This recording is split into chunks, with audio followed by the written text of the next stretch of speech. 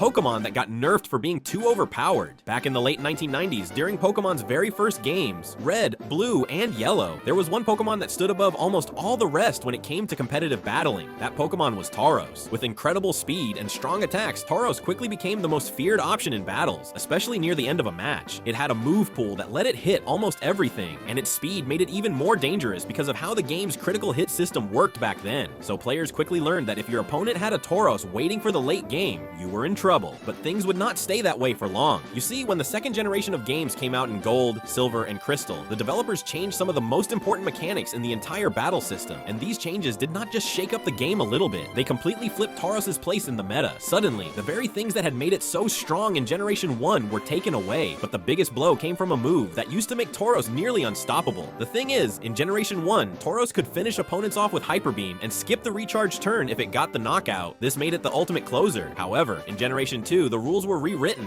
Now, Hyper Beam always forced a recharge turn, even if the opponent fainted. That single change alone removed Tauros' strongest finishing move. But that was not all. Tauros' stats themselves were also about to work against it. What I mean is that the original games only had one combined special stat, yet when Generation 2 split this into special attack and special defense, Tauros ended up with a terrible special attack. So suddenly, its Fire Blast and Blizzard, which once gave it coverage, became weak and unreliable. On top of that, the new Steel-type Pokemon like Skarmory and Steelix walled Tauros completely, while defensive strategies like Rest and Sleep Talk made it even harder for Tauros to break through opponents.